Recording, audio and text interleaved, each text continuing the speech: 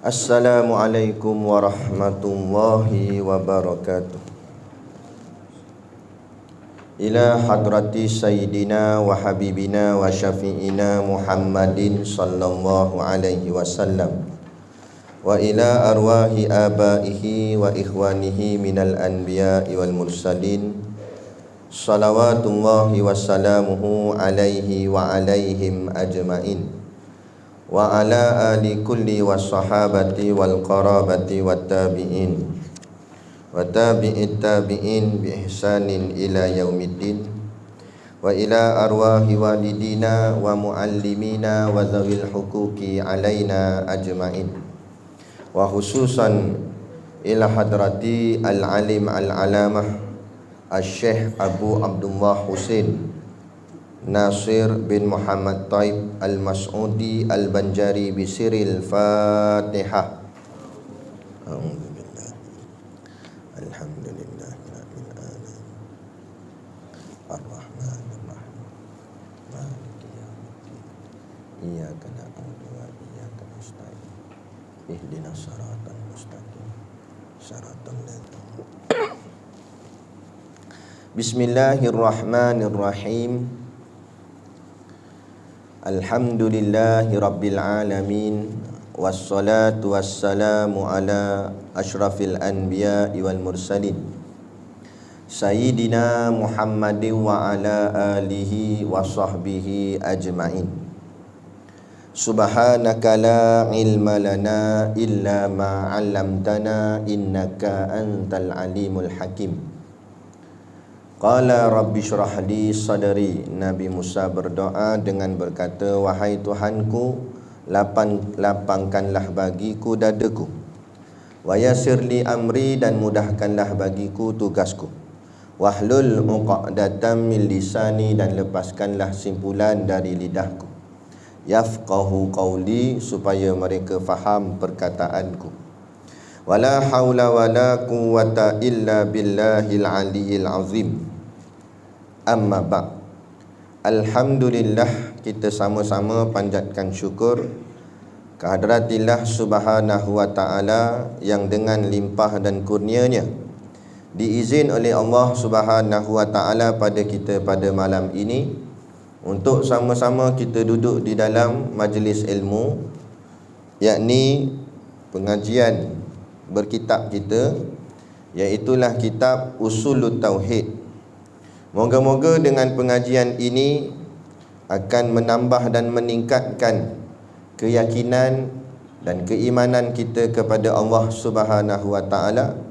Maka dengan jalan iman dan takwa itulah akhirnya kita ditempatkan di dalam syurganya nanti di hari akhirat kelak, insya-Allah. Amin ya rabbal alamin.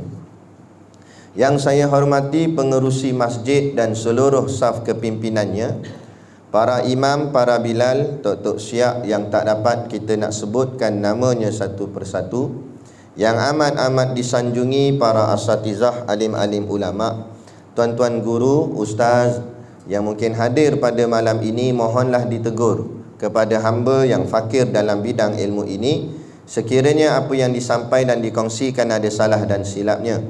Yang kita kasihi ayah-ayah, pemuda-pemuda muslimin yang dirahmati Allah sekalian. Last hari tu di mana tanda saya hilang?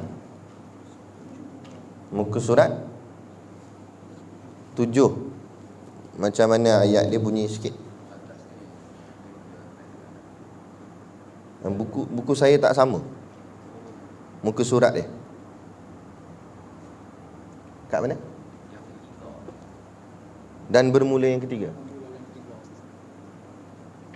Sini. Okey, baik, terima kasih. Qala al-muallifu rahimahullahu ta'ala, wa nafa'ana wa iyyakum bi ulumihi fid daraini amin ya rabbal alamin. Kata pengarang kitab, dan bermula yang ketiga, artinya kelebihan orang yang menuntut ilmu, iaitu sabda Nabi sallallahu alaihi wasallam, innal malaikata latadau ajnihataha li talibil ilmi ridon bima yatlub. Artinya bahawasanya segala malaikat sesungguhnya menghantar mereka itu akan segala sayap mereka itu bagi orang yang menuntut ilmu, kerana suka mereka itu dengan barang yang dituntut akan dia. Dan lagi sabdanya. Baik. Ni kita masih lagi berada di tajuk ataupun bab berkenaan dengan fadilatul ilmi, yakni kelebihan ilmu. Sebelum ni kita tengok kelebihan ilmu dan kelebihan orang yang bersifat dengan ilmu. Lepas tu dia sambung pula kelebihan orang yang mengajar akan ilmu. Yang ketiga ni kita nak masuk kelebihan orang yang menuntut akan ilmu. Ilmu di sini maksudnya ilmu agama. Ilmu agama yang dimaksudkan fardu ain. Fardu ain yang dimaksudkan tauhid, fiqh, tasawuf. Jadi apakah kelebihan orang yang mengaji ilmu tauhid, ilmu fiqh dan ilmu tasawuf? Itu dia. Jadi kata tuan musannif pengarang kitab, dia kata dan bermula yang ketiga, artinya kelebihan orang yang menuntut ilmu. Apa lebihnya orang yang menuntut ilmu tauhid, fiqh dan tasawuf? Diambil daripada hadis Nabi, iaitu sabda Nabi SAW. Nabi bersabda, innal malaikata. Inna ni maknanya haraf taukid, maknanya sesungguhnya. Al malaikah maknanya malaikat. Malaikat ni, makna malaikat tu maknanya tentera-tentera Allah. Sesungguhnya malaikat-malaikat, bilangan malaikat ni tak terkira. Kata setengah pandangan ulama, sebanyak mana makhluk di bumi, begitulah banyaknya makhluk di langit. Makhluk bumi pun kita tak boleh nak kira. Tak payah kata makhluk bumi, Kampung Diu saja kita tak tahu berapa orang. Itu baru orang. Makhluk ni bukan orang je, semut makhluk. Habis semua binatang termasuk makhluk. Tak payah kata binatang, tumbuh-tumbuhan makhluk. Jadi banyaknya makhluk. Jadi banyaknya makhluk dunia, makhluk di langit pun banyak juga. Sehingga kan bila sahabat tanya Nabi, Nabi kata di langit tu bentuk dia begini. Langit tu bentuknya macam ni, bengkok. Sahabat tanya, kenapa ya Rasulullah? Nabi kata kerana banyaknya malaikat yang duduk di langit. Setiap langit, langit ada 7. Setiap langit tu bentuk dia bengkok kerana banyaknya malaikat duduk di setiap langit. Berapa bilangan wallahu alam, jutaan, ribuan kot, tak tahu. Sehingga melendut langit tu. Ibarat macam kita bubuh kitab berat-berat dekat rak. Rak tu dia akan bengkok. Orang panggil melendut kan, atau apa, meleding apa, dia bengkok lah. Jadi maknanya langit tu sampai bengkok, maknanya berat sangat nak tanggung banyaknya malaikat.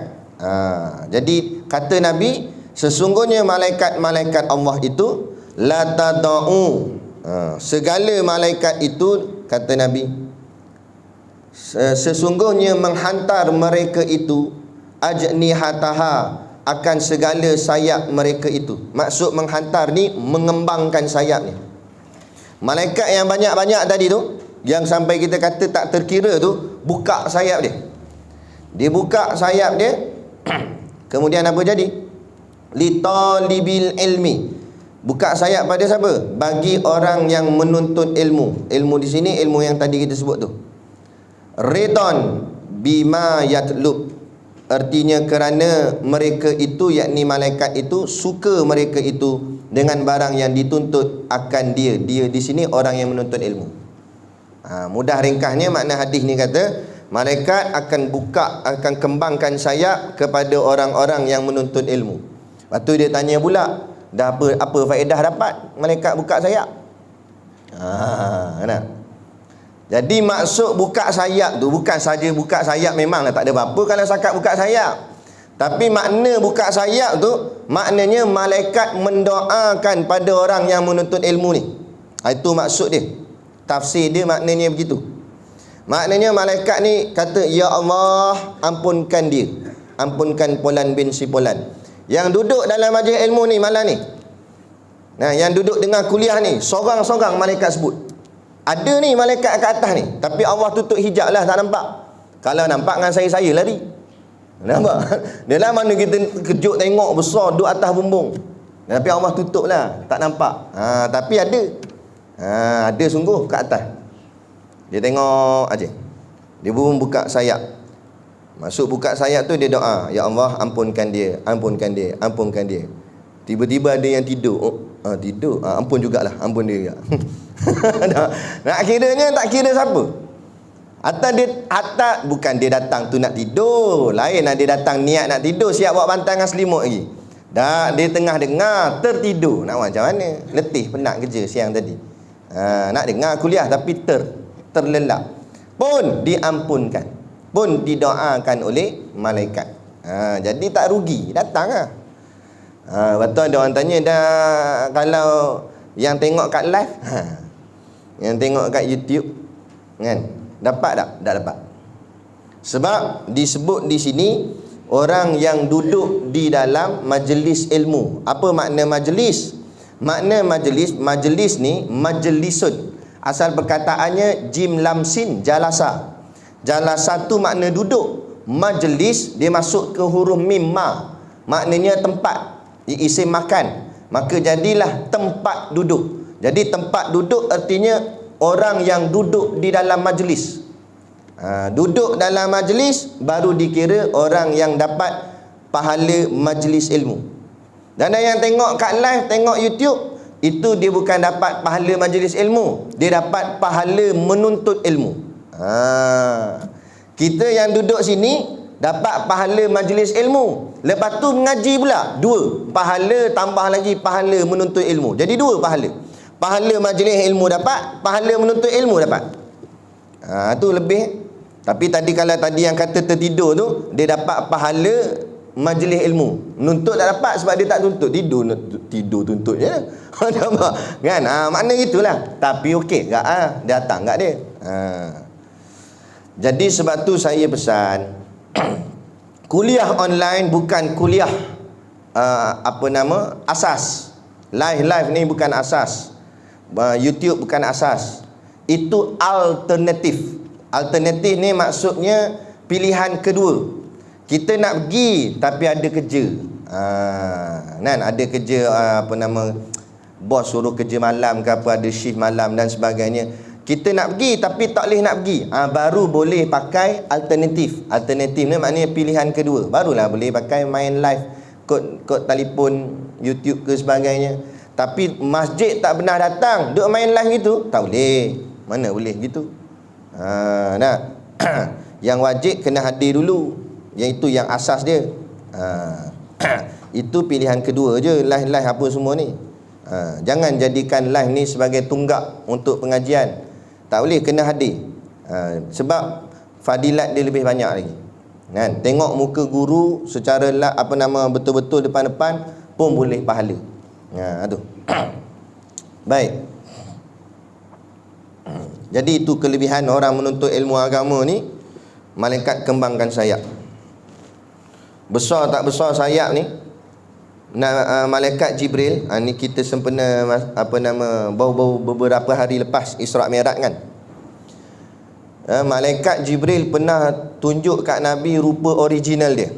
Biasanya malaikat Jibril datang jumpa Nabi menyerupai rupa manusia. Sebab malaikat ni kelebihan dia, dia boleh menjelma ikut bentuk yang Allah izin lah. Selalunya jumpa Nabi dalam bentuk manusia. Tapi pernah 2 kali malaikat Jibril jumpa Nabi bukan bentuk manusia, tapi bentuk original dia, bentuk yang asli, memang bentuk dia sungguh. Waktu tu bila malaikat Jibril jumpa Nabi, bentuk dia sungguh. Malaikat Jibril buka sayap dia. Sayap malaikat Jibril ada 600. Malaikat Jibril punya sayap ada 600, 300 kanan, 300 kiri.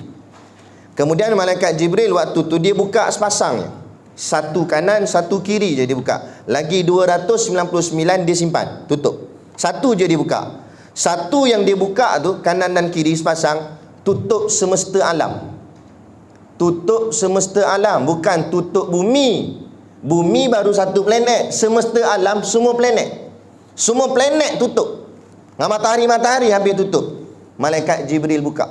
Bila Nabi tengok, Nabi terpegun. Nabi kata, "Azam, hebatnya." Kata malaikat Jibril, "Dak ya Muhammad. Dak, aku tak hebat," kata malaikat Jibril. Malaikat Jibril merendah diri. Kalau kita Allah hang tahu aku siapa. Itu kita nampak. Malaikat Jibril kata, "Dak ya Muhammad. Ada lagi hebat," kata malaikat Jibril. Ada lagi hebat. Nabi pelik, ada lagi hebat. Siapa dia? Kata malaikat Jibril, malaikat Israfil. Malaikat Israfil tugas buat apa? Apa dia? Bukan cabut nyawa. Kan salah ni, marah yang cabut nyawa tu kan. Tiup sangka kala. Tiup sangka kala. Tu masa mengaji dulu, ada anak murid tanya tak puas hati. "Tok Guru, malaikat Israfil ni kan dia kerja dia tiup sangka kala. Tapi tiup sangka kala tu kiamat nanti. Dan sekarang dia buat apa?" Tak puas hati. Malaikat tu dia buat apa? Nampak? Dia tanya. Kata Tok Guru, malaikat tu tunggu. Dia pegang sangka kala tu tunggu. Tu malaikat ni taat. Dia tanya pula, dah tak penat dia tunggu? Malaikat bukan macam kita. Kalau kita sorgang, tanya pula, lama lagi ke? Dah waktu kita. Malaikat ni tunggu je. Allah kata tiup, tiup. Tapi guru kami dia bergurau lah. Dia kata tapi kadang-kadang malaikat tertiup sikit.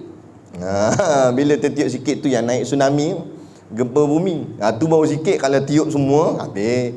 Ranap habis bumi ni. Tu malaikat tiup sangka kala, namanya Israfil. Kata malaikat Jibril, malaikat Israfil lagi dahsyat kepak dia, sayap dia. Sayap dia double daripada malaikat Jibril punya sayap. Sayap malaikat Jibril tadi ada berapa? 600. Double 1200. 600 kanan, 600 kiri. Tu dia malaikat Israfil. 600 kanan, 600 kiri. Kata malaikat Jibril, kalau aku buka semua sayap aku, maknanya 300 kanan, 300 kiri, aku buka 600 tu aku buka, kata malaikat Jibril. Baru bersamaan dengan satu saja sayap malaikat Israfil. Kan? Maknanya besar lagi sayap malaikat Israfil tu. Dan kalau sayap dia besar, takkan badan dia kecil. Kan? Kata guru kami, logiknya ada di situ.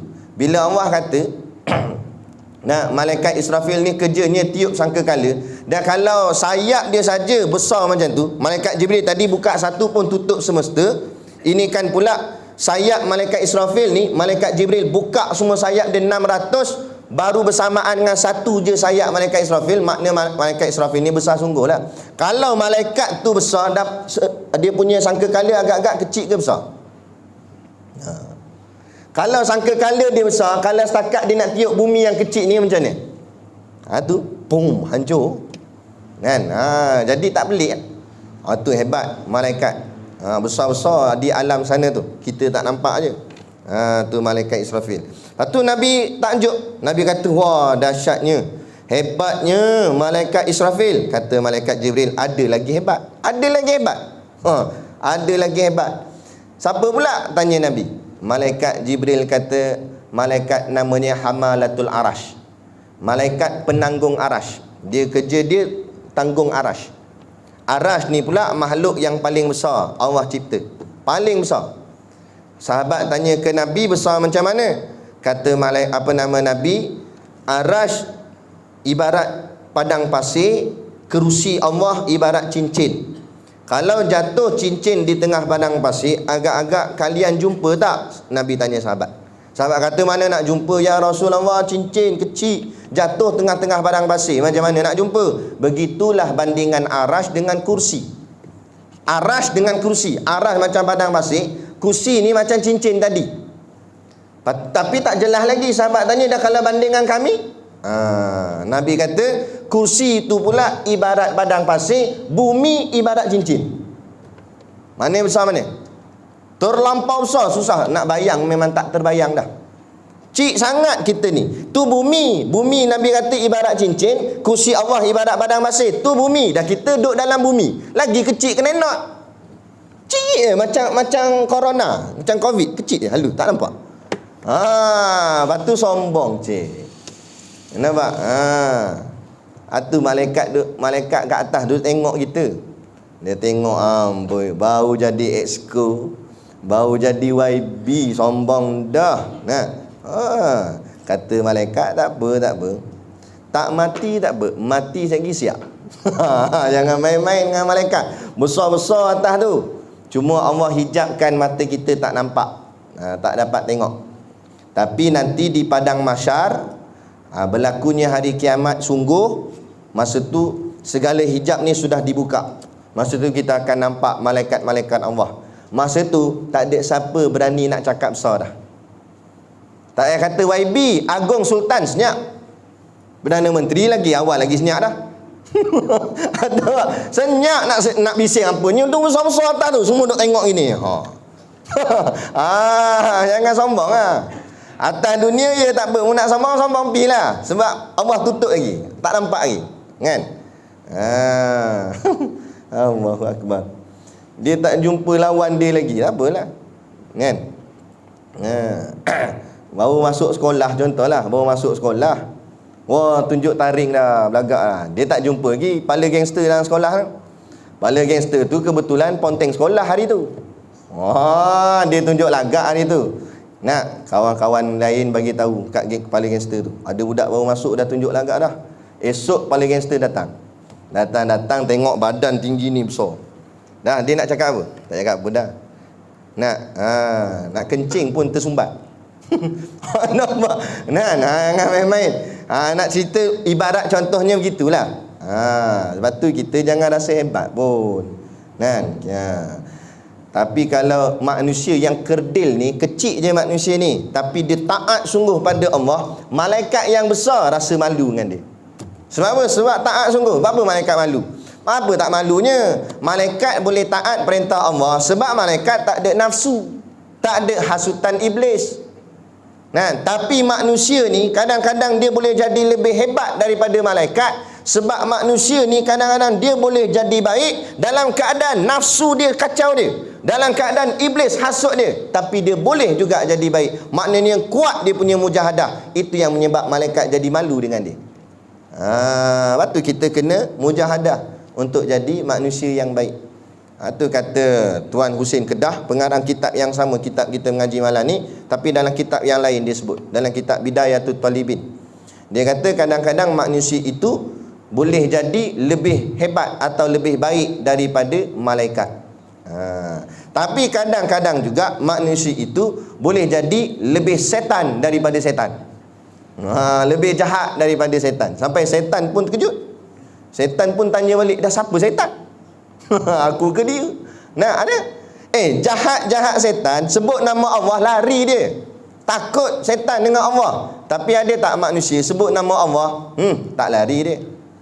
Betul tak? Cuba buat sekali, kita ramai-ramai batal kuliah, kita pergi pub. Tak ada kerja kan? Lepas tu kita masuk dalam pub tu, kita azan, Allahu Akbar, Allahu Akbar. Kena nak sedarkan orang dalam tu. Belum sampai bar, kena pelangkung keluar. Dia angkat kita ramai-ramai, toing, dia baling gitu. Takut dia, kita sebut nama Allah, takut dia. Betul tak? Pernah tengok tak orang kena rasuk jin? Menjerit-jerit itu, melompat sana melompat sini. Woi, jangan main. Bila masuk jin, dia boleh lompat tinggi tu kan? Dia jadi tenaga dia lain macam. Hebat-hebat macam tu jin, kita azan kat telinga dia, atau kita baca ayat Quran, dipanggil ayat azab kan? Meronta dia, jangan baca, sakit, panah. Sakit dia. Jin power kat tu. Ifrit pun kalah jin ni. Ifrit, jin paling hebat sekali, pangkat general. Baca ayat Quran, azan dengan nama Allah, kecut ifrit, tinggal frit je. Nampak? Tu jin tu pun takut. Dah manusia, kita baca ayat Quran kat dia, dia pembodohkan kita balik. Quran ada apa, ikut Quran. Tu kadang persatuan jin dan persatuan iblis pun terkejut. Dia kata ada lagi jin. Ada lagi ifrit rupanya. Ni betul bapa ifrit dia kata. Kenapa? Tak takut sikit pun. Tu kadang-kadang manusia ni. Allah tak tahulah. Jadi kita cubalah jadi manusia yang sehingga malaikat segan dengan kita. Jadi manusia yang taat perintah Allah sungguh-sungguh. Jadi baik. Dia bukan susah apa pun. Jaga diri je, jadi soleh. Kalau tersilap, cepat-cepat bertaubat. Itu dah. Okey dah lah tu. Jadi insan yang baik dah tu. Orang yang soleh. Tu. Tu dia. Jadi ini dia. Mana tadi? Artinya bahawasanya segala malaikat yang tadi malaikat tadi malaikat hamalatul arash. Dia punya sayap 2400. Double dengan malaikat Israfil punya sayap. Israfil tadi 1200. Ni 2400. Maknanya 1200 kanan, 1200 kiri. Begitu juga macam yang tadi, katanya malaikat Jibril, kalau malaikat Israfil buka semua sayapnya, baru bersamaan dengan satu saja sayap malaikat hamalatil arash. Maknanya besarnya malaikat hamalatil arash. Berapa tak besar malaikat tu? Sebab dia nak tanggung arash. Arash pun dah besar, yang jaga dia mesti besar juga. Bilangan dia sekarang ada 4. Nama khusus dia wallahu alam. Ada yang sebut dalam riwayat, ada yang tak sebut. Jadi ada 4. Nanti bila tiup sangkakala jadinya kiamat, Allah akan tambah lagi 4, maka jadi 8. Ini dalilnya dalam Quran, ada sebut. Jadi bilangan akhir dia nanti 8. Sekarang 4. Malaikat hamalatil arash nama dia. Tu malaikat paling besar dah tu. Dahsyat dah. Nak ceritanya sini, bila Nabi ceritakan macam tu kat kita, itu nak menunjukkan jangan kamu sombong. Sebab makhluk Allah besar-besar semua sana. Hebat-hebat. Dahsyat-dahsyat. Malaikat yang makhluk badan besar, sayap pun besar, pun tak sombong. Kita badan kecil sombong. Tak malu ke? Orang pakai kereta Ferrari pun singgah masjid, dia baru pakai kancil, sombong dah. Macam itulah ibarat. Orang pakai kereta mahal pun taat perintah Allah. Hang pakai kereta murah je. Kan? Itu pun tekan signal naik wiper. Lepas tu sombong lawan mak tu. La ilaha illallah. Kan? Tu. Jadi ibaratnya macam itulah kias dia. Kita kecil je. Malaikat besar-besar pun walau badan dia besar boleh taat perintah Allah. Dah kita, kalau malaikat besar boleh taat perintah Allah, yang kita kecil lagi lah taat patutnya. Ni dah malaikat besar boleh taat, kita yang kecil tak ada apa sangat pun dah sombong. Malaikat boleh tak menjelma, kita nak jelma apa? Kan? Itu dia. Jadi cerita dalam hadis ni, malaikat yang besar-besar tadi dia akan kembangkan sayap dia kepada orang yang menuntut ilmu. Maksud kembangkan sayap bererti malaikat meredai dia. Maksud reda, malaikat mendoakan keampunan untuknya. Ya Allah, ampunkan dia, ampunkan dia, ampunkan dia. Lagi banyak kita masuk kuliah, lagi banyak kita masuk pengajian, lagi banyak malaikat minta ampun. Ampunkan dia, ampunkan dia, ampunkan dia. Duduk dengar mengaji je, tak bawa kitab pun tak apa. Walaupun selalu memang tak bawa kitab. Tapi dapat keampunan insya-Allah. Itu dia. Baik. Dan lagi sabda Nabi sallallahu alaihi wasallam.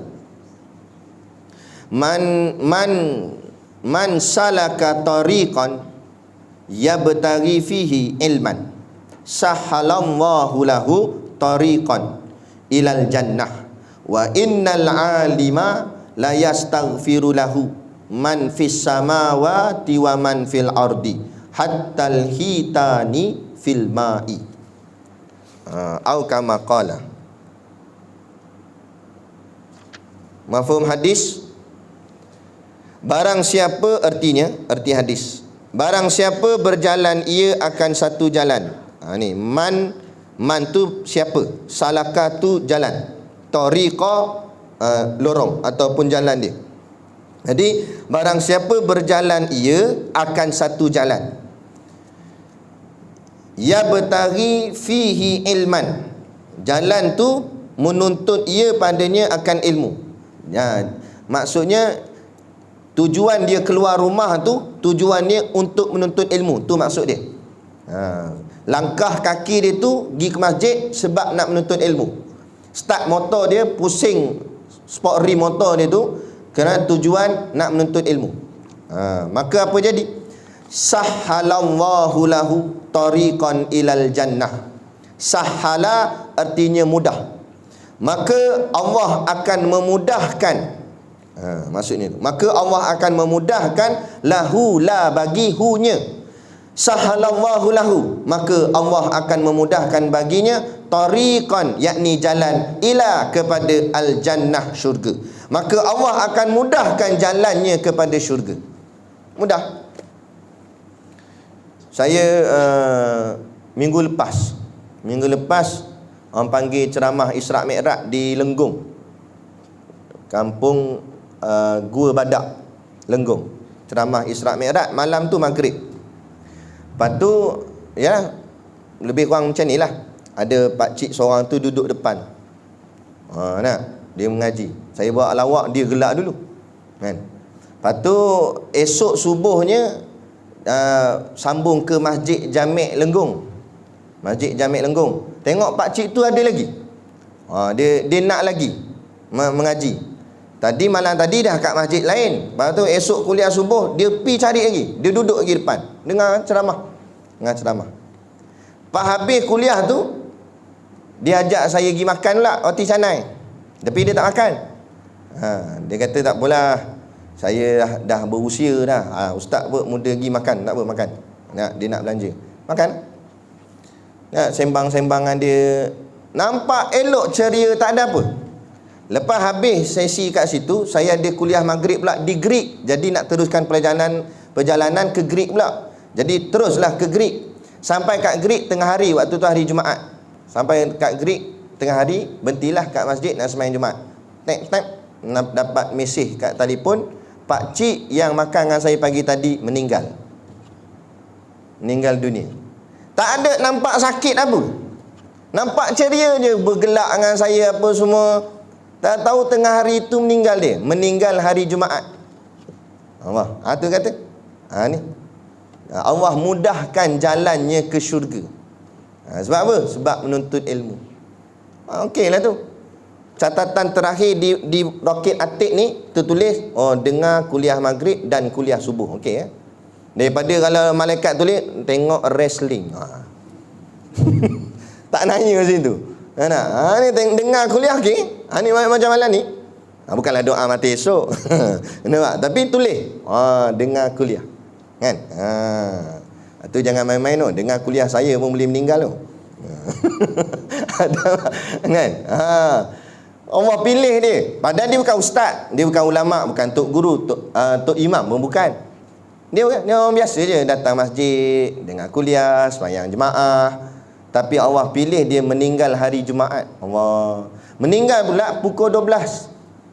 Kan? Jadi bila dah huru-huru, mandi apa siap semua, orang kan sembahyang Jumaat, habis sembahyang Jumaat, tak payah balik lah.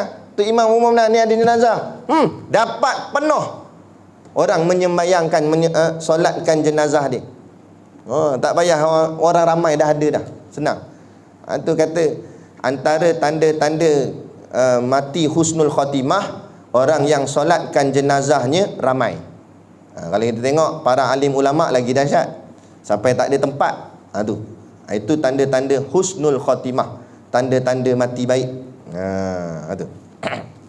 Kita tak tahu lagi macam mana keadaan.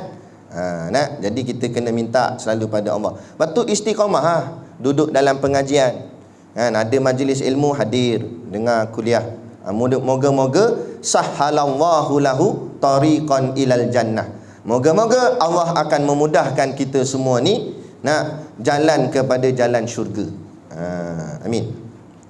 Wa innal alima, dan sesungguhnya dia kata orang yang alim itu, dan bahawasanya orang yang alim, maksud alim di sini bukan mesti orang tu terror semua ilmu. Maksud alim orang yang mengaji. Siapa yang masuk dalam kategori mengaji, menuntut ilmu, maka dia dikira alim. Alim di sini maknanya orang yang belajar lah. Tapi bukan maksud alim tu dah jadi ulama. Sekejap keluar ni, aku ulama dah. Ustaz kata tadi alim dah aku ni. Boleh lawan mufti lah ni. Jangan. Maksudnya masuk grup, masuk geng, masuk ahli. Ada kad membership dah. Sebab apa? Jadi ahlul ilmi. Jadi geng orang tuntut ilmu. Itu maksud dia. Dan bahawasanya orang yang alim sesungguhnya minta ampun baginya oleh segala mereka yang di dalam 7 betala langit, kata Nabi. Tu. Wa innal alima la yastaghfiru lahu man fis samawat. Semua makhluk-makhluk di langit 7 betala tu. 1, 2, 3, 4, 5, 6, 7. 7 tingkat langit tu. Saya sebut dah tadi sampai melendut langit tu. Maknanya jutaan malaikat duduk kat setiap satu langit. Semua malaikat-malaikat 7 betala langit tu doakan pada dia, ampunkan dia, ampunkan dia. La ilaha illallah. Kalau 10 orang doakan kita, ampunkan kita, ni pun okey dah 10. Ni jutaan. Duduk kat setiap langit tu. Jadi tak untung mana lagi menuntut ilmu ni. Kan? Menuntut ilmu. Kan? Lalu tabung nak derma. Tak nak derma tak apa. Tak ada masalah. Bukan tiket kuliah. Kalau derma bagus. Tak derma kedekut pahit. Tu je. Tapi bukan tiket kuliah, tak ada masalah. Tempat lain dia kena buh tiket baru boleh masuk. Majlis ilmu tak apa, dia ada tiket apa. Malah dengan majlis ilmu lah Allah nak bagi tiket syurga. Tak nak. Ilaha illallah. Tu. Baik. Baginya jalan kepada syurga, dan bahawasanya orang yang alim sesungguhnya minta ampun baginya oleh segala mereka yang di dalam 7 betala langit. Kemudian waman fil ardi, dan segala mereka yang di dalam 7 betala bumi. Langit ada 7 betala, bumi pun ada 7 betala. Cuma bezanya as-samawat Allah sebut ataupun Nabi sebut menggunakan kalimah as-samawat tu kalimah jamak. Jamak ni maknanya banyak. Sebab apa? Sebab langit tu dia tak mampat. Dia ada ruang. Ni contoh ni langit, lepas tu ada ruang kosong. Lepas tu langit kedua, ruang kosong. Langit 3. Macam tu kedudukan ataupun bentuk langit. Dan antara ruang kosong tu jarak dia 500 tahun perjalanan. Ibnu Abbas kata 500 tahun perjalanan. Apa maksud 500 tahun perjalanan? Ambil seekor kuda yang paling laju dalam dunia. Kuda tu lari laju gila, nombor 1 champion. Suruh dia lari selama 500 tahun. Itulah jarak dia. Boleh bayang? Suruh dia lari sehari pun dah jauh dah. Ini kan pula 500 tahun dia berlari. Berapa jarak dia tu? Itulah jarak dari satu langit ke satu langit. Jarak dia. Lepas tu orang tanya cerita tentang Isra' Mi'raj ni, orang tanya ulama', habis kalau orang pergi ke bulan tu dia dah sampai langit pertama ke? Ulama' kata tak sampai lagi. Tak ada siapa pernah sampai langit yang pertama melainkan baginda Nabi Muhammad SAW. Neil Armstrong tak sampai lagi. Yang dia naik itu langit bumi, bukan langit pertama. Apatah lagi langit ketujuh. Jauh lagi, jauh. Jauh sangat. Itu 500 tahun perjalanan. Hebat Nabi kita. Dan al-ard, bumi Allah gunakan kalimah mufrad. Mufrad ni maksudnya singular, satu. Kenapa bumi disebut dengan mufrad, satu? Padahal bumi itu ada 7 betala juga. Kerana 7 betalanya rapat-rapat. Kata guru kami macam kek lapis. Tahu kek lapis, dia rapat-rapat. 7 betala tu, ini petala 1, petala 2, tinggi rapat-rapat. Bumi bawah ni ada 7 betala juga, tapi dia rapat-rapat. Kalau langit dia renggang-renggang. Itu maksud dia. Jadi makhluk di langit pakat doa untuk orang menuntut ilmu. Makhluk di bumi semua sekali, 7 betala bumi semua, yang hidup di darat, yang hidup di udara, yang hidup di laut, pakat habis semua doa, ya Allah ampunkan dia, ampunkan dia, ampunkan dia. Ni dalam celah-celah tepi dinding ni kan ada semut ke apa kan, kat dalam masjid ni. Semut tu setiap seekor doa, ya Allah ampunkan depa yang mengaji ni dekat kampung Diu ni kan. Ampunkan dia, ampunkan dia. Doa. Tu. Tapi kita tak dengar lah. Kalau dengar kan nanya kita, ampunkan dia, ampunkan dia. Siapa pula ni? Kan? Tu. Bakat doa semua. Lepas tu tak habis lagi Nabi kata ni. Hatal hitani fil ma'i. Apa makna dia? Maknanya kata Nabi, sehinggalah segala ikan yang di dalam air. Kenapa Nabi maksudkan ikan? Sebab Nabi nak maksudkan yang paling hujung, bukan sakat udara, bukan sakat darat, sampai dalam laut semua pakat doa. Dan ikan pula bukan seekor dalam laut, macam-macam jenis ikan ada. Semua ikan tu pakat doa, ya Allah ampunkanlah orang yang menuntut ilmu agama Allah. Ampunkan dia, ampunkan dia, ampunkan dia. Sebab itulah betapa kasihnya seluruh makhluk bumi ni dan makhluk langit kepada orang yang menuntut ilmu. Sebab itulah orang yang menuntut ilmu, sehingga dia beramal dengan ilmu dia dan dia tegakkan agama dengan ilmu dia. Bila saat dia mati, jasadnya tidak dimamah bumi. Jasad dia ulat segan nak gigit. Sebab apa? Sebab orang mulia. Tok-tok guru alim ulama gitu. Jasad yang tak diusik ni jasad guru-guru agama, jasad para syuhada, jasad para nabi dan para rasul. Tu tak dimamah bumi. Andai kata ni kita pergi Masjid Nabawi tu, andai katalah kita pergi korek bawah tanah tu, kita akan nampak rupa Nabi yang betul-betul original. Tak langsung dimakan usia, langsung tak dimakan tanah. Tu. Ataupun kalau adalah takdir dekat kubur sebelah ni, ada dulu-dulu ada seorang ulama ke atau tok guru meninggal dunia, kalau takdir jangan buat, jangan pergi korek. Takdir katalah, contoh kita nak alih ke apa ke, nak buat highway ke mana tahu kan, alih-alih Allah akan tunjukkan memang jasadnya elok, tak dimakan usia, tak dimakan tanah. Tapi kalau jasad kaki maksiat, belum masuk tunggu dah. Ulat tunggu tepi dah, siap. Masuk lagi siap. Aku terkam dulu, dia kata. Lepas tu kita jadilah orang-orang yang menuntut ilmu. Besar ganjaran dia. Bukan lama pun, sampai bunyi tik-tik habis lah. Tu dah bunyi tu nak habis tu. Nampak? Kan lama duduk dengar. Dapat keampunan. Dah apa payahnya? Pergi kerja payah lagi, nak kena bawa panskap balik lambat lah tu. Kat 6 jam duduk dalam jabat, kena marah dengan bos pula. Ni tak ada apa, duduk je. 1 jam lebih kurang ni, bainal maghrib wal isyak kan. Dan yang paling lebih sekali dapat beli telur masin lagi. Tu. Ada. Dia jadi apa yang kita nak risaunya? Jangan takutlah. Ini kita kena ubah mentaliti masyarakat kita. Mengaji agama jadi susah, jadi kolot, jadi apa, tak ada lah apa semua. La ilaha illallah. Saya dulu duduk bahagian alam duniawi lah, alam duniawi. Bukan sekarang ni alam akhirat, tak lah. Maksudnya dulu sibuk dengan kerja dunia lah. Sibuk dengan kerja dunia. Bukan senang pun. Walaupun ada degree, payah juga. Kelang kabut kat hidup. Kan? Yang ni tak kena, tu tak kena, stres hidup lah apalah. Balik pun letih, penat, esok nak pergi kerja lagi.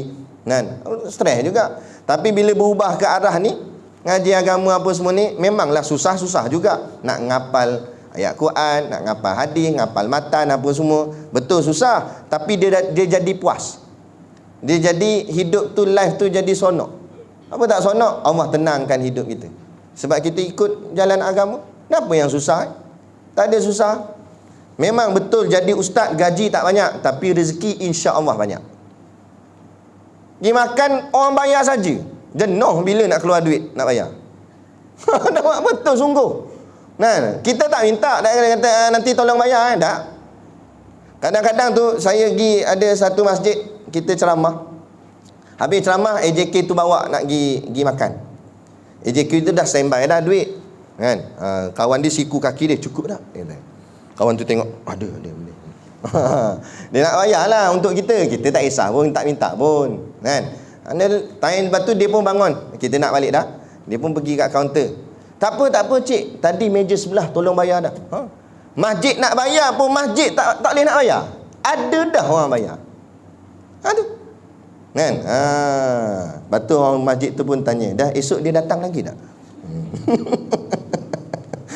Itu saya reka lah. Nak ceritanya apalah nak takut mengaji agama. Pelik sungguh lah. Orang patut takut tak mengaji agama. Ini mengaji agama jadi takut.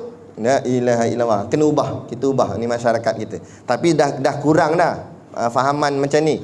Dulu kuat fahaman je ni. Hantar tahfiz je terkejut satu kampung terkejut. Kan? Balik raya tanya, anak hang sekolah mana? Tahfiz. Jegir mata-mata. Hang fikir masak-masak dah nak hantar anak hang ngaji situ. Macam nak hantar anak dia masuk neraka. Dia punya terkejut, dia punya takut tu. La ilaha illallah. Mengaji agama, patut terkejut ni hantar anak tak ada mengaji agama, tu patut terkejut. Kan? Macam hari ni, mana cukup tuan-tuan? Tak cukup. Pendidikan agama Islam tu 3 asas dia. Tauhid, fiqh, tasawuf. Tiba-tiba kat sekolah dia jadi satu. Dalam satu itulah pendidikan agama Islam nak rangkum semua. Cukup ke? Kami mengaji kitab tauhid pun 2-3 tahun baru khatam. Tu baru tauhid, belum fiqh, belum tasawuf.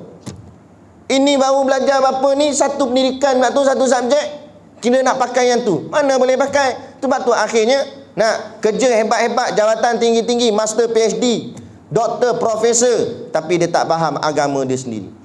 Akhirnya kalimah Allah dibenarkan pada Bible. Masuk jugalah kali. Ada. Tu situ kita kecewa. Apa jadi macam tu? Kalau orang betul-betul faham agama, dia akan tentang habis-habisan, dia akan lawan habis-habisan, tak akan bagi. Seperti mana Tuan Guru Harun Din, dia pernah kata, dia akan lawan isu ni dah lama dah, tapi dibangkit balik. Dulu kecoh dah. Kan? Tuan Guru Harun Din pesan sungguh. Dia kata kalau ni saya akan lawan sampai saya mati, dia kata. Kan? Mana boleh, sebab dia akan jadi kekeliruan pada masyarakat. Betul, nama Allah itu bukan hak semata-mata orang Islam. Nama Allah ni siapa-siapa pun boleh sebut, sebab Allah Tuhan sekalian alam, Rabbil Alamin. Maknanya semua ni Tuhan dia Allah. Tuhan Acong Allah, Tuhan Mutusami Allah, Tuhan Ling Guang Eng pun Allah. Macam kita mengaji mula-mula kitab dulu. Kan? Kita fahamkan dulu makna tu. Maknanya semua Tuhan Allah. Tuhan pada Dajjal Allah, Tuhan pada iblis setan Allah juga. Semua Tuhannya Allah. Tetapi bila salah penggunaan, situ yang jadi masalah. Dia katakan Allah dalam Bible tu, Allah tu ada anak namanya Jesus, bininya nama Maryam. Betul tak betul tu Allah? Tak betul. Situ salah penggunaan. Situ yang kita larang. Tapi kalau penggunaannya pada tempat yang betul, tak salah. Tak salah. Kan? Sebab tu kena tengok. Yang masalahnya penggunaan yang salah. Dan lebih pula lagi akan jadi keliru pada masyarakat. Kan? Lagi-lagi generasi yang akan datang, generasi muda. Tengok masjid surau, mana-mana rata saya pergi, yang ada geng-geng otai masih berbisa. Mana geng-geng anak-anak muda, jarang. Ada pun tak ramai. Jadi agak-agaklah, kalaulah nama Allah ni dipakai di masjid dan juga dipakai di gereja, anak-anak muda sekarang ni yang akan membesar esok, yang akan jadi pemimpin apa semua esok, dia reti beza ke? Allah yang bernama di masjid dengan Allah yang bernama di gereja. Jadi macam sama. Kalau kita, mungkin kita ni mengaji dah, bolehlah reti nak beza. Kita tahu dah, yang tu tak betul tu, tak payah ikut. Mungkinlah bahagian kita. Tapi kita lama mana sangat, pejam celik, pejam tak celik-celik. Habis dah lah, maknanya selesai lah. Game over. Nampak? Tapi yang mereka tu, anak-anak kita, cucu kita, jangan. Kalau tak dididik dengan ilmu agama betul-betul daripada sekarang, tak diasah dia punya tauhid kemah-kemah, silap-silap, kan? Dia nak pergi sembahyang Jumaat, dan sembahyang Jumaat kan ada had. Tengok-tengok penuh masjid. Tak boleh lah, dah penuh dah. Gereja pun ada Allah kan, kita sembahyang kat gereja. Habis jadi. Kan? Habis. Nampak? Habis jadi rosak pahaman ni. Jangan main-main. Jadi rosak. Kan? Walaupun ada yang jawab, ada positifnya. Kami geng pondok tak setuju. Takkan setuju. Kan? Walau ada orang kata ada positifnya lah, ada apa, tak boleh. Tak boleh. Mana boleh? Kan? Bercanggah sifat tu. Kita mengaji sifat 20, mana boleh? Bercanggah sungguh. Kan? Tak payah kata Allah ada anak, kita lawan. Wahabi kata Allah di langit pun kita lawan. Bercanggah. Sebab itu bukan sifat Allah. Itu bukan Allah yang sebenar. Allah tak begitu. Allah ni subhanallah, maha suci Allah, tak terpalit padanya, tak terkena padanya sebarang bentuk naqais, kekurangan. Mana ada kekurangan pada Allah? Kalau Allah ada anak, itu jadi kekurangan. Kalau Allah duduk di langit, itu Allah jadi kekurangan. Sebab Allah memerlukan hajat, memerlukan tempat, memerlukan anak. Allah tak perlukan apa-apa sebab dia maha kuasa, maha kaya, segala-galanya. Kan? Tu kena faham betul-betul ilmu akidah, ilmu tauhid. Dulu orang mengaji ilmu tauhid, ilmu akidah, dia nampak macam tak tahu nak guna tang mana. Kan? Jadi sebab tu orang tak bersungguh sangat mengaji tauhid. Orang lebih bersungguh mengaji fiqh. Sebab mengaji fiqh ni nampak tempat guna dia. Kan? Kita belajar ambil uduk, tempat guna ni nanti kita nak ambil uduk. Kita belajar bab semayang sebab nanti kita nak buat dalam semayang. Tapi kalau mengaji Allah wujud, kidam, bakok, nak guna tang mana? Masa ni lah kegoncangan akidah berlaku. Inilah senjata yang kita kena keluarkan. Ilmu tauhid lah sebagai perisai dan benteng untuk jaga iman kita jangan teracun dengan dakyah-dakyah daripada barat. Mereka sengaja nak merosakkan kita. Ada. Dan mereka sekarang ni dia dalam satu keadaan di mana mereka sengaja nak mencari isu-isu besar bagi orang Islam. Dia nak mencetuskan api kemarahan. Dia sengaja buat begitu sebenarnya. Dan keledak apa yang dia terhegeh-hegeh sangat nak pakai juga nama Allah dalam Bible. Bukan sakat Allah, apa nama, Kaabah, solat, satu lagi apa? Baitullah. Yang Kaabah pun pelik ke? Apa nak pakai Kaabah? Mana ada tempat lain ada nama Kaabah melainkan di Mekah. Bila pula orang Kristian pergi ke Mekah? Kan? Ni Mereka sengaja nak cetuskan. Bila ada di antara kita yang terlampau marah apa semua, akhirnya ambil tindakan sendiri, buat ni dan sebagainya. Mana kita nak tahu, akhirnya dia akan cop. Nampak? Islam pengganas. Ni dia orang Islam. Tu tujuan dia. Dia nak biar dunia akan kata Islam ni jahat, Islam ni tak harmoni, Islam ni tak aman. Dia nak merosakkan kita. Sebab tu ulama kita, para mufti dan sebagainya, dia kena ambil tindakan yang bijak, betulkan balik keadaan, tapi sampai tidak mencetuskan perbalahan. Sebab tu ni perlu kepada perbincangan dan sebagainya. Kita tengok mufti wilayah pun dah mula bersuara dan sebagainya. Perlu. Sebab tu mufti wilayah kata perkara ni perlu dibincang segera supaya untuk mengelakkan perbalahan yang lebih besar. Kalau perbalahan yang lebih besar berlaku, dia lebih membahayakan, memudaratkan imej agama dan sebagainya. Jadi takut ada yang ambil tindakan sendiri dan sebagainya. Jadi imej agama pun boleh rosak dan sebagainya. Dia pun sengaja je tu nak pancing kita. Kita jangan sampai terkena makan umpan. Jadi kita kena cerdik kak. Memang kita marah, tapi ada strategi kita kena buat. Tu dia cerita dia. Jadi janganlah terus marah ulama-ulama kita. Mana mereka ni senyap aja. Sebenarnya mereka bukan senyap. Ada yang mereka sedang rencanakan dan buat untuk supaya tak menjadi lebih mudarat, lebih besar. Benda ni mudarat juga, tapi kena hati-hati juga tindakan ni supaya tak mudaratnya lebih besar. Tapi kalau andai kata satu hari nanti memang dah tercetus peperangan, waktu tu memang kita pun akan berjihad sungguh. Tapi jangan kita menciptanya, biar dia datangnya sendiri, biar jadinya sendiri. Jangan kita yang memandai-mandai mencetuskannya. Maksudnya macam tu. Biar benda tu jadi sendiri, biar malam tu jadi sendiri. Jangan pakat pergi tutup awan tu. Nak jadikan malam. Maksudnya macam tu lah. Boleh faham? Faham tak ni? Kalau tak faham, beli telur masin. Jadi kita berhenti setakat ni. Kita akan sambung hadis Nabi lagi, cerita tentang kelebihan menuntut ilmu, iaitu yab'atsullahul ibada yaumal qiyamah. Berhenti kat situ dah.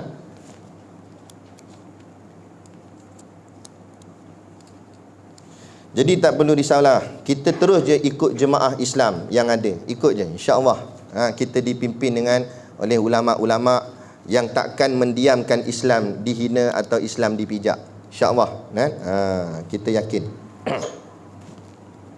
Teruskan memberikan sokongan kepada ulama-ulama kita, jemaah Islam kita. Baik, jadi cukup sekadar tu pada malam ni yang dapat kita kongsikan pembacaan kitab kita Usulul Tauhid. Moga-moga sedikit sebanyak apa yang kita belajar ni memberi untuk malam ni lebih kepada kelebihan menuntut ilmu. Jadi moga-moga ianya jadi satu suntikan semangat kepada kita semua dalam nak bersungguh-sungguh untuk menuntut ilmu.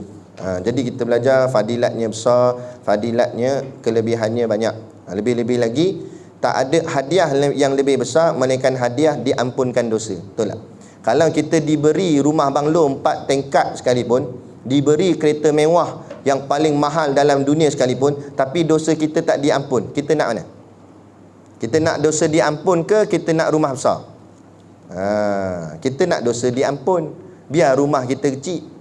Jadi sebab itulah kelebihan menuntut ilmu ni, Allah ampunkan dosa. Jadi hadiah apa lagi kita nak? Inilah dia. Jadi kita hadir majlis ilmu, bawa lagi ramai anak bini kita semua pakat bawa datang, biar jadi meriah kan. Kita mengaji sini. Jadi cukup sekadar tu pada malam ni. Wabillahi taufiq wal hidayah. Wassalamualaikum warahmatullahi wabarakatuh. A'udzu billahi minasyaitonir rajim. Bismillahirrahmanirrahim. Alhamdulillahi rabbil alamin wassalatu wassalamu ala asyrafil anbiya'i wal mursalin sayyidina Muhammad wa ala alihi washabihi ajmain. Allahumma taqabbal minna salatana wa du'aana innaka antas samiul alim wa tub alaina innaka antat tawwabur rahim. Allahumma ja'al dinana dinan nabi Muhammadin sallallahu alaihi wasallam wa islamana islamal muslimin wa imanana imanal mu'minin wa salatana salatal khashiin wa a'malana a'mal salihin wa niyatana niyatal mukhlisin wa dhunubana ya Allah dhunubal mustaghfirin wa hayatana hayatal ulama wa mautana bi mauti syuhada wa adkhilnal jannata ma'al anbiya'i alaihimus salatu wassalam. Rabbana atina fid dunya hasanah wa fil akhirati hasanah wa qina azaban nar wa qina azaban nar wa qina azaban nar. Wa sallallahu ala khairi khalqihi sayyidina Muhammad wa ala alihi washabihi wasallam. Subhana rabbika rabbil izzati amma yasifun. Wassalamun alal mursalin walhamdulillahi rabbil alamin. Amin ya rabbal alamin. Taqabbalallahu minna wa minkum. Takbir.